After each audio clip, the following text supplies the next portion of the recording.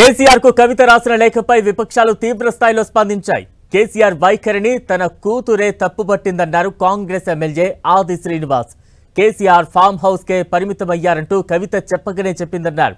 కవిత లేఖపై కేటీఆర్ సమాధానం చెప్పాలన్నారు ఆది శ్రీనివాస్. బీఆర్ఎస్ పార్టీలో రాజకీయం కలకలం రేపుతోందని కాంగ్రెస్ ఎమ్మెల్సీ అద్దంకి దయాకర్ అన్నారు. కాంగ్రెస్ పార్టీయే ఇలాంటి న్యూస్ ప్రచారం చేస్తోందంటూ బీఆర్ఎస్ నేతలు మాట్లాడడం సరికాదన్నారు. బీఆర్ఎస్ నేత కేసీఆర్ గతంలో చేసిన ప్రకటనలకు ప్రతిరూపంగానే కవిత లేఖ కనిపిస్తోందని అద్దంకి వ్యాఖ్యానించారు. అటు తాను గతంలో చెప్పినట్లుగానే కవిత లేఖ లీక్ అయిందన్నారు. బీఆర్ఎస్ ఎమ్మెల్సీ కవిత లేఖపై BJP MLA Aleti Maheshwar Reddy BRS పార్టీలో 4 స్తంభాల ఆట నడుస్తోందన్నారు. కేసీఆర్ గారి వైఖరిని తన కూతురు కవితని తప్పుపడుతుంది. ఇలాంటి సందర్భంలో ప్రజలకు మీరే ఏం సమాధానం ఇస్తారని అడుగుతా ఉన్నా.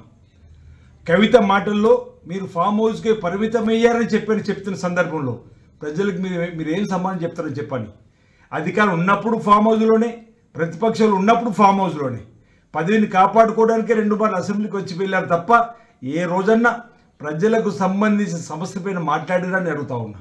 అంతేకాదు కవిత గారి లేఖలో మీరు బీసీ కులగణన పైన మాట్లాడవలసి ఉండే, బీసీ బిల్లు పైన కూడా మాట్లాడవలసి ఉన్న ఒక మాట అన్నటువంటి సందర్భం, ఎస్సీ కేటగిరేషన్ కూడా మీరు మాట్లాడకపోవడానికి తప్పడుతున్న మాట, వక్ఫ్ బోర్డు పైన, వక్ఫ్ బిల్లు పైన కూడా మీరు మాట్లాడవలసి ఉండే, మాట్లాడలేకపోయిన మాట. అంతేకాదు 2001 నుంచి ఉన్నటువంటి నాయకులతో మాట్లాడియాల్సి ఉండే వేదిక మీద మీరు మాట్లాడకపోవడానికి తప్పడుతుందని చెప్పారన్నమాట. ఈ విధంగా అనేక రకాలుగా అనేక సమస్యలపైన తన లేఖలో కేసీఆర్ గారి తీరును వ్యతిరేకిస్తున్న సందర్భం ఏదైతే ఉందో ఇది కాంగ్రెస్ పార్టీకును బీఆర్ఎస్ పార్టీకి తేడాను చెప్పే విధంగా ప్రజలలో ప్రజాబాలులోకి కాంగ్రెస్ పార్టీ చుచ్చుకొని పోతున్న అంశాన్ని కూడా ఈరోజు కవిత గారు బీఆర్ఎస్లో రాజకీయ కలకలం రేగుతున్నట్టుగా కనబడుతున్నది.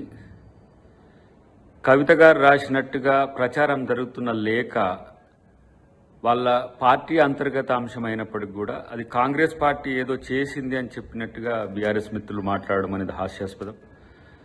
కాంగ్రెస్ పార్టీకి ఇలాంటి ఫేక్ న్యూస్ను, లేఖలను ఇతర పార్టీలకు సంబంధించిన అంశాల విషయంలో కల్పించుకోవడం అనేది కాంగ్రెస్ పార్టీ చేయదు. ఒకటి. రెండవది, వారు ప్రస్తావిస్తున్నట్టుగా ప్రచారం అవుతున్న అంశాలు వారు గతంలో చేసిన వివిధ వేదికల మీద చేసిన ప్రకటనలకు ప్రతిరూపంగానే మనకు కనబడుతున్నది. ఒకవైపు రెండవ నాయకుడు లేకపోతే ద్వితీయ శ్రేణి నాయకత్వం వంశంలో బీఆర్ఎస్ కొంత తడబడుతున్నది. కొడుకునా అల్లున్నా అనే దాని దగ్గరనే తడబడుతున్న క్రమంలో తన అస్తిత్వం అనేది, రాజకీయ అస్తిత్వం అనేది ప్రశ్నార్థకం అవ్వడమా, లేకపోతే ప్రత్యామ్నాయ ఏర్పాట్లు కవిత గారు చూసుకోవడమా అనే దిశగా చర్చలు జరుగుతున్నాయి ఈ మధ్య కాలంలో. సో వరంగల్ సభ దానికి వేదికగా కావడం అనేది ఇప్పుడు వాళ్ళ మధ్యన చిచ్చు రేగుతున్నట్టుగా కనబడుతున్నది. కవిత రాసినటువంటి లేఖ లీక్ చేస్తుందని చెప్పి నేను 10 రోజుల ముందే చెప్పడం జరిగింది. 10 రోజుల క్రితం నేను చేసినటువంటి చిట్ చాట్లో చాలా స్పష్టంగా చెప్పాను. టీఆర్ఎస్ లో 4 స్తంభాల ఆట నడుస్తుందని, ఖచ్చితంగా ఈరోజు కవిత తండ్రికి రాసిన లేఖ బయటకు వస్తుందని నేను చెప్పాను. చెప్పిన వారం 10 రోజుల్లోనే ఆమె రాసిన లెటర్ లీక్ ఇవ్వడం జరిగింది. స్పష్టంగా దాంట్లో ఆమె చెప్తా ఉన్నది, అలవి కానటువంటి డిమాండ్లతోటి ఈరోజు ఆమె ఓ పంచాయతీ పెట్టుకుని బయటకు వెళ్ళినట్టుగా చాలా స్పష్టంగా అవపడుతున్నది. దాదాపు 8,000 ఎంపీటీసీలు ఉంటాయి.